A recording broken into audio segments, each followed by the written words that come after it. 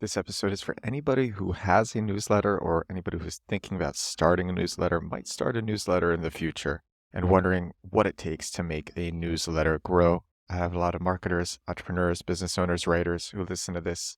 And if you're one of those people and you have a newsletter or you're thinking about starting one, this episode is going to be for you. This is research about what actually matters with newsletter growth. And this research is not from me. It's from one of my favorite people. I've shared this person on the podcast before. His name is Ali Abulata. He has the First 1000 newsletter, which he's been running for 4 years. I've read some of his newsletters on the podcast before, and I'm going to do that for this one because I read this yesterday. I thought it was so good. If you are not already subscribed to the First 1000 newsletter by Ali Abulata, I would completely recommend it. Such a good newsletter.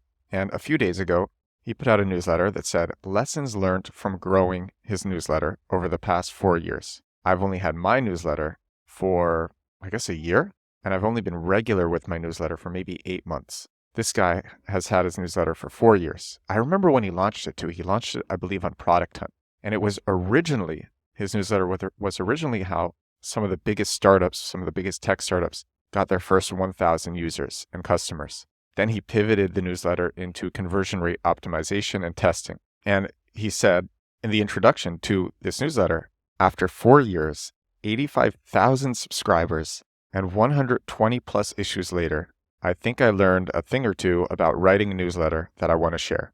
Beneath that, he has a table with what matters and how much of a difference it makes. And so that's what I'm going to read to you. There's just so much different testing in here, so many different insights. If you want to see this yourself, this episode of his newsletter it's called Things Matter for Growing a Newsletter, from the First 1000 newsletter by Ali Abulata. So he has 3 columns. The first column is a variable, the second column is the open rate, and the third column is subscriber growth and how much of a difference it actually makes. So here are some trends that he noticed. Sending a newsletter on the weekend is not good for open rates, and it doesn't do anything for subscriber growth. Actually, let me preface this. The only things that affect subscriber growth is the cadence with which you send the newsletter. And then everything else just affects open rates. So before I talk about the different variables, I'll talk about the cadence. He has weekly, biweekly, and no schedule. No schedule has the lowest open rates and the lowest growth.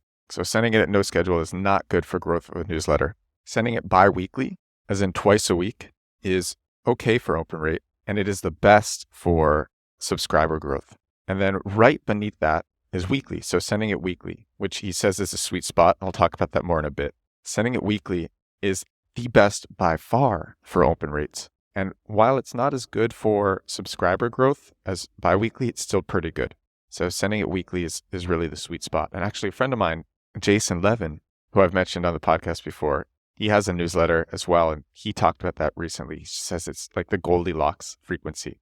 And he said the same reason that Ali Abulata said. But before I say that reason, I'm going to read the rest of these. So I'm going to read the variables. And really all of these variables, they only affect open rates. They don't affect subscriber growth at all.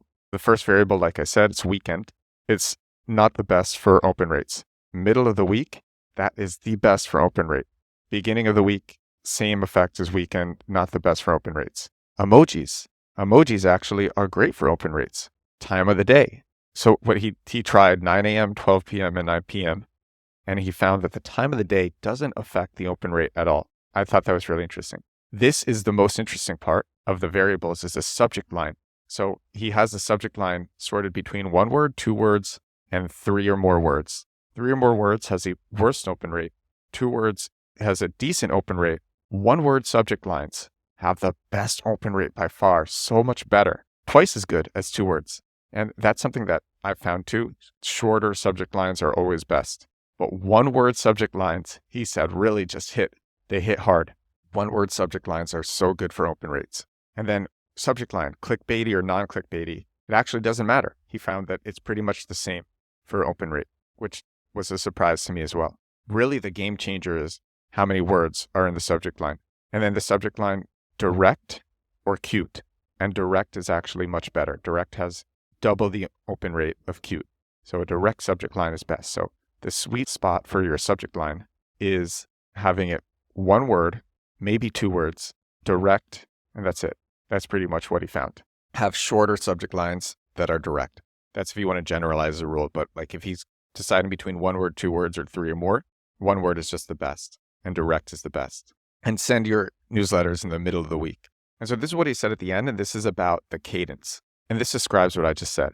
The most surprising realization was that optimizing subject lines and send times wasn't worthwhile. It consumed too much time and energy for little long-term gain. So I want to say this again, because I think a lot of people spend so much time on the subject line thinking that it makes such a huge difference. And it's important, but if you just obey the general rules that he said, you don't have to spend that much time on it. Optimizing subject lines and send times wasn't worthwhile. It consumed too much time and energy for little long-term gain. The one exception is brevity. Brevity is critical when it comes to writing a newsletter. Shorter subject lines and concise content can increase open rates by about 20 to 30%. In general, it's better to communicate your point with fewer words. This is so good. It's so good that I'm going to read this again. Brevity is critical when it comes to writing a newsletter. Shorter subject lines and concise content can increase open rates by about 20 to 30%. It's better to communicate your point with fewer words. I think this is the rule today. People have less time, they have less attention spans, they have less patience. So getting to your point faster is better. And having newsletters that are shorter make people know that they're going to open it. It's not going to be a big deal to read. It's not going to require an afternoon. And so they'll be more likely to open the newsletter. Then this is about cadence. The other big realization was that for long-term subscriber growth, almost nothing mattered except writing more consistently. I don't think that this is because consistency is a magical formula for building an audience. What a higher publishing cadence does is that it acts as a forcing function to explore different ideas. The more variant ideas I explored, the better I understood some of the underlying principles governing them. Ultimately, these more universal principles were more interesting to explore and write about, but they took a few layers of exploration to unveil themselves. So, weekly cadence is the best because it's a forcing function to explore different ideas and to learn more about them and to be able to explain them in better ways over and over again.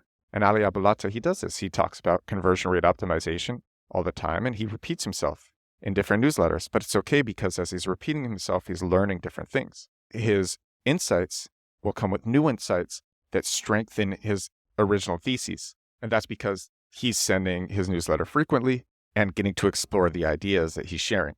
So the most important things to recap this episode and this newsletter from Ali Abulata is brevity in a subject line is critical. Brevity in a newsletter is critical. Send your newsletter in the middle of the week. And the most important thing is cadence. Biweekly is the best, but it's really hard for a lot of people. And weekly is really great. So if you send it every week and you have short subject lines, short content, send it in the middle of the week, you're going to be golden.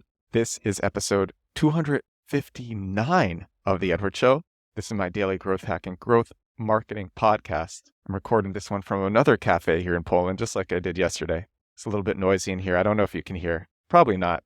My software that takes out the background audio is so crazy. And this cafe that I'm in is so beautiful. Here, let me quickly try to turn around the computer. Maybe show you what I'm seeing. Let's see if I can do this.